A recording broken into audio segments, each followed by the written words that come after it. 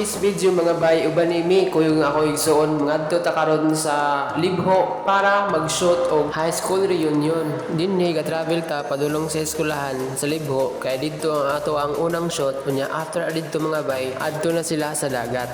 After sa pila ka minuto nga biyahe naabot ta diri sa Horacio Franco Memorial National High School. By the way mga bay, 2006 to 2007 nga batch ang nag-reunion karon. Kamo mga bay, kano sa inyong last nga reunion sa inyong high school or elementary or college or nag-attend pa ba kamo og mga reunion nga sama niini? Na-observe or nabantayan lang pud nako mga bay no. Kasagaran sa mag-reunion mga elementary or ang high school. Sa college murag tagsara kaayo or wala or ambot sa inyong lugar kung uso pa ba ang reunion sa college. Kay dinhi mungod sa mua mostly ang mag-reunion kasagaran mga high school or mga elementary. Anyways mga bay, natadi karon no sa ilang eskwelahan og gikuha na to sila mga pictures diri og ilang mga snapshots nya gikuha sa sila mga group shots atubangan sa ilang eskwelahan pagpahinomdom nya diri sila nga eskwela.